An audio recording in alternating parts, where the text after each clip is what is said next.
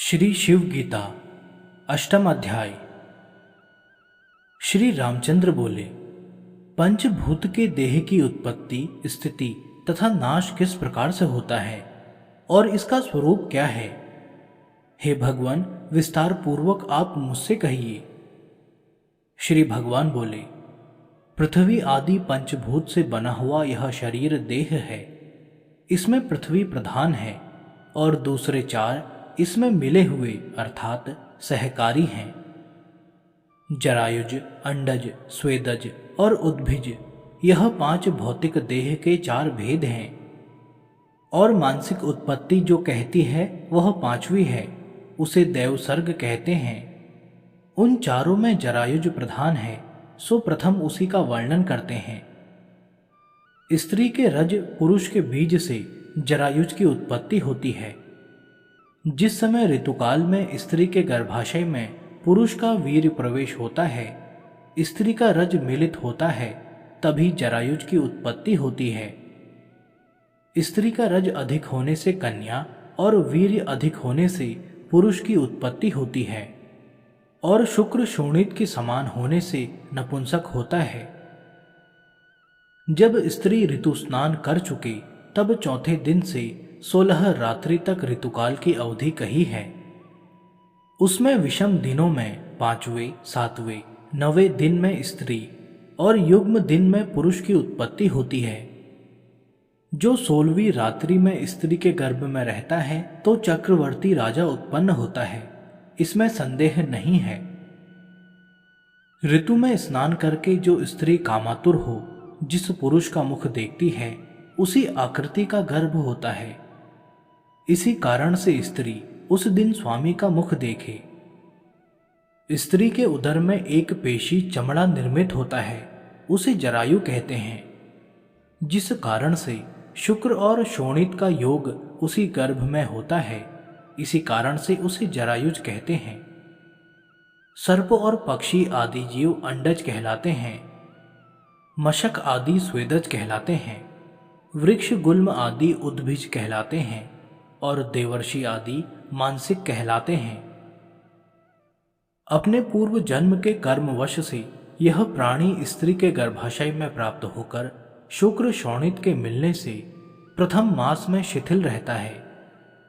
कुछ दिनों में उसकी बुदबुद की आकृति होने लगती है, कुछ दिनों में जेर सी होती है। इस कारण उसमें दही के समान कुछ गाढ़ापन आता है। फिर कुछ दिन में उसकी पेशी मांसपिंड बनती है। इस प्रकार शुक्र शोणित संयोग होते हुए एक मास हो जाता है। दूसरे मास में मांसपिंड बनता है। तृतीय मास में शिर, हाथ आदि उत्पन्न होते हैं और जीव का आश्रय लिंग देह चौथे महीने में उत्पन्न होता है। तब यह गर्भ माता के उदर में चलायमान होने लगता है। पुत्र दक्षिण पार्श्व और कन्या वाम पार्श्व में स्थित होती है और नपुंसक उदर के मध्य भाग में स्थित होता है। इस कारण दक्षिणा पार्श्व में जन्म लेने के अनंतर होने वाले शमश्रु तथा दंत आदि को छोड़कर सब अंग प्रत्यंग के भाग एक साथ चौथे मास में हो जाते हैं। पुरुषों के गंभीरता, स्थिरता आदि धर्म और स्त्रियों के चंचलता आदि धर्म चौथे मास में उत्पन्न हो जाते हैं, जो सूक्ष्म रूप से रहते हैं। और नपुंसक गर्भ के स्त्री पुरुषों के मिले हुए धर्म गर्भ में उत्पन्न होते हैं। और माता के हृदय में सन्निकट ही इसका हृदय होकर जिस वस्तु की माता इच्छा करती है, उसी वस्तु की यह इच्छा करता है। इस कारण गर्भ की वृद्धि के निमित्त माता की इच्छा पूर्ण करनी चाहिए, और इसी से गर्भवती स्त्री को दोहदवती अर्थात दो हृदय वाली कहते हैं। और उसकी इच्छा पूर्ण न होने से गर्भ में निर्बलता, बुद्धिहीनता, व्यंग्यता आदि दोष हो जाते हैं। और माता का जिन विषयों में चित्त होता है, उन विषयों में ही आर्त वह पुरुष होता है। इसलिए गर्भिणी की इच्छा पूर्ण करें। 5वें महीने से चित्त बढ़ता है तथा मांस और रक्त की पुष्टि होती है। 6ठे महीने में अस्थि, स्नायु और नख मस्तक के केश तथा शरीर के लोभ प्रकट होते हैं। 7वें मास में बल, शरीर का वर्ण तथा सब अवयवों की पूर्णता होती है और वह गर्भ का बालक घुटनों में कोनेधर हाथों से कान ढक और गर्भवास से व्याकुल होकर भयभीत हुआ सा स्थित होता है। उस समय इसको अनेक जन्मों की सुधि हो जाती है। तब बड़ा दुखी होता है और कष्ट की बात है, ऐसे कहता हुआ दुखी होता है और अपने आत्मा को सोचता है। वह असह्य और मर्म भेदी यातना को प्राप्त होकर बारंबार कष्ट पाता है। जिस प्रकार से तपाए रेत में उसी को डाल दो, उसको जो वेदना होती है, ऐसी वेदना को वह प्राप्त होता है और दुख भोगता है। गर्भवास के दुख यह हैं। प्रथम गर्भवास की अग्नि से, जो जठराग्नि कहलाती है, संतप्त होकर कहता है कि यह ज्वाला मुझको अत्यंत पीड़ित करती है। इसी प्रकार उदर के कीड़े जब काटते हैं तो विदित होता है कि इनके मुख कूट शालमली के कांटे के समान तीक्ष्ण है और यह मुझको अत्यंत पीड़ित करते हैं। गर्भ की बड़ी भारी दुर्गंध और जठराग्नि की ज्वाला से जो मुझको दुख प्राप्त हुआ है, उससे कुंभिपाक नरक का दुख कम है। मवाद, रक्त, कफ, अमंगल पदार्थ ही पान करने और वांति भक्षण करने को मिलती है।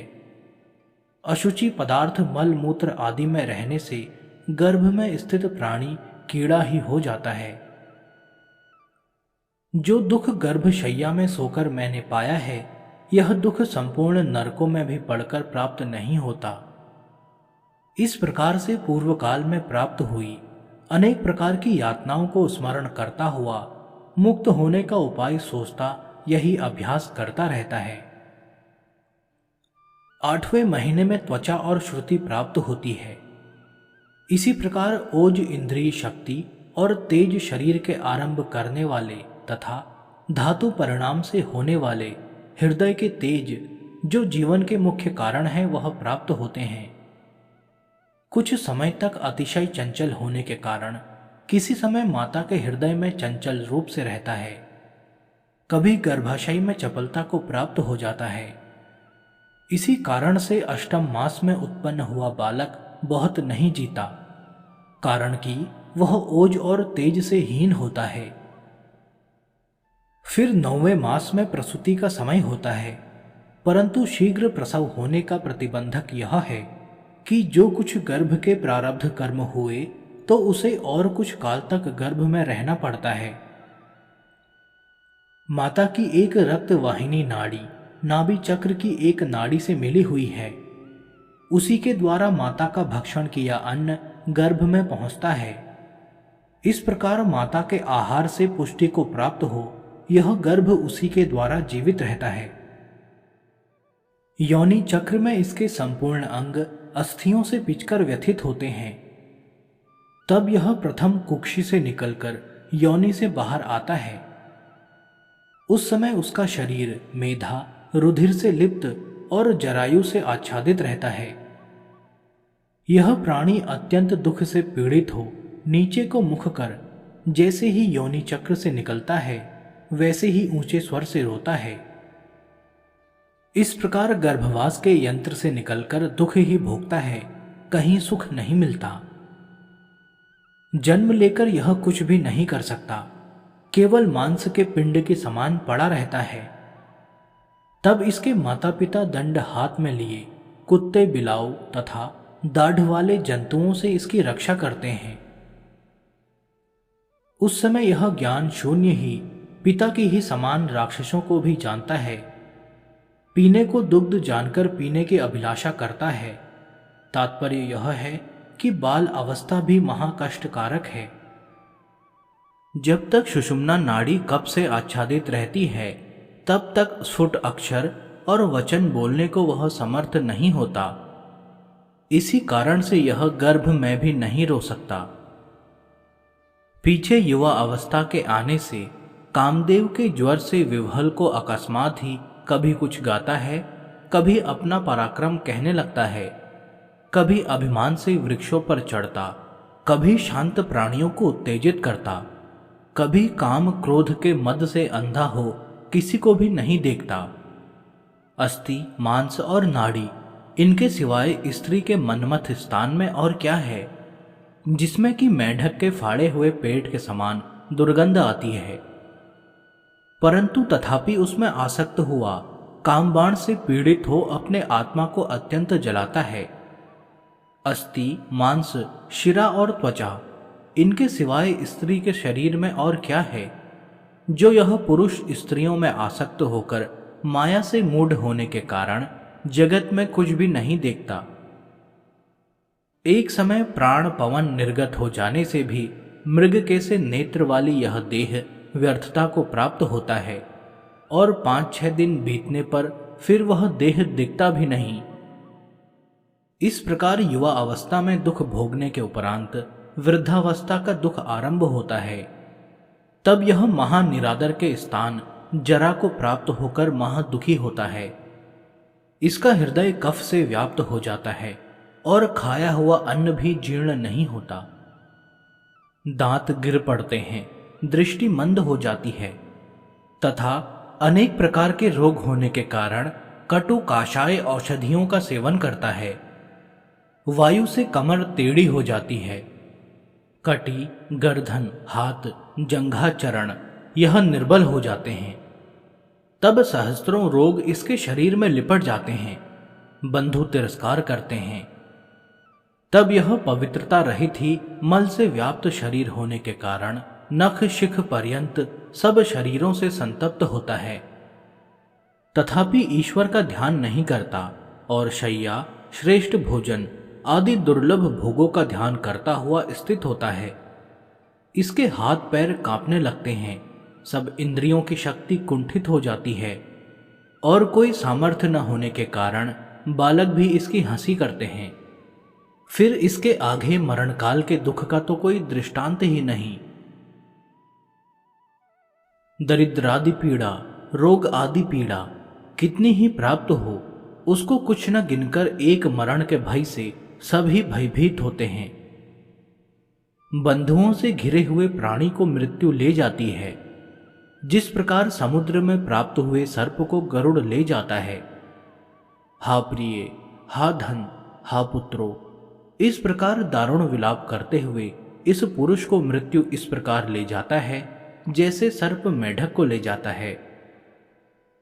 संपूर्ण मर्म स्थानों के टूटने और शरीर के अवयवों की संधियों के भंग होने से जो दुख मरने वाले को होता है, वह मुमुक्षुओं को स्मरण करना चाहिए। इसके स्मरण करने से संसार से वैराग्य होकर आवागमन से छूटने के निमित्त नारायण के चरणों में ध्यान लगेगा। यमदूतों की दृष्टि आकर्षण करने और चेतना लुप्त हो जाने से कालपाश में बंधु का कोई रक्षक नहीं होता। तब यह अज्ञान से युक्त हो महत चित्त में प्रवेश होने से नहीं बोलता, और जब भार्या पुत्र आदि जाति के लोग पुकारते हैं तो उत्तर न देकर दीन नेत्रों से देखने लगता है। तब इस जीव को लौह निर्मित कालपाश से यमदूत खींचते हैं और एक ओर से बंधुओं का स्नेह खींचता है। तब यह कुछ नहीं कर सकता, तटस्थ रूप से देखता है। हिचकी बढ़ने और श्वास रुकने तथा तालू के सूखने से उस मृत्यु के पकड़े हुए का कोई आश्रय नहीं होता। संसार रूपी चक्र में आरूढ़ हुआ, यमदूतों से घिरा हुआ, काल फांस में बंधा हुआ, महादुखी हो मैं कहाँ जाऊं, इस प्रकार से वह जीव विचार करता है। क्या करूं, कहाँ जाऊं, क्या ग्रहण करूं, क्या त्याग दूं, इस प्रकार चिंतन करता कर्तव्यता से मूढ़ हो शीघ्र ही प्राणों को त्यागता है। मार्ग में यमदूतों से घसीटता हुआ यातना की देह में प्राप्त होकर यहां से जाकर जिन जिन यम यातनाओं का दुख भोगता है, उन्हें कहने में कौन समर्थ है। जिस शरीर को केशर, कस्तूरी, चंदन, कपूर आदि लगाकर सदा भूषित किया था, जिसे अनेक गहनों से शोभित और वस्त्रों से आच्छादित किया था, वह शरीर प्राणवायु के निर्गत होते ही छूने के अयोग्य और देखने को भी अयोग्य हो जाता है। फिर कोई इसको क्षण मात्र न रखकर घर से निकालने लगते हैं। तब यह शरीर काष्ठ से जलाकर क्षण मात्र में भस्म कर दिया जाता है, अथवा सियार, गिद्ध, कुत्ते, कौवे इसको खा जाते हैं। फिर यह करोड़ों जन्मों तक कभी दृष्टिगोचर नहीं होता है। जादूगर के समान से उत्पन्न हुआ सा इस जगत में मेरी माता, मेरे पिता, मेरे गुरुजन, मेरे स्वजन ऐसी कौन प्रतिज्ञा करता है? जीव केवल कर्मों को ही लेकर परलोक में जाता है। जैसे मार्ग में पथिकों के विश्राम के लिए छाया का कोई वृक्ष आ जाता है, ऐसा ही यह मृत्युलोक है। जिस प्रकार से पक्षी संध्या काल में वृक्ष पर आकर बसेरा लेते हैं और प्रातः काल उठकर एक दूसरे को त्याग अपने अभिलाषित देशों में चले जाते हैं, इसी प्रकार से जाति अजाति के पुरुषों का समागम है। कर्म अनुसार अपने कुटुंबियों में जन्म लेकर स्थित होते हैं। कर्म समाप्त होते ही अपनी गति को प्राप्त होते हैं। इससे मनुष्य को उचित है कि प्राणियों के समागम को पथिक समाज के समान जाने। मृत्यु के बीज से जन्म और जन्म के बीज से मृत्यु होती है, अर्थात जो उत्पन्न हुआ है उसका अवश्य नाश होगा और नाश हुआ अवश्य जन्म लेगा। यह प्राणी इसी प्रकार घटी यंत्र की समान निरंतर भ्रमण करता रहता है। हे रामचंद्र, गर्भ के वीर्य के प्राप्त होने से इस प्रकार से प्राणी का जन्म और मृत्यु होती है। यह महाव्याधि है। जीवन मरण दोनों में ही महादुख होता है। इस व्याधि को दूर करने के निमित्त मेरे सिवाय दूसरी औषधि नहीं है। इस कारण मेरा भजन करना योग्य है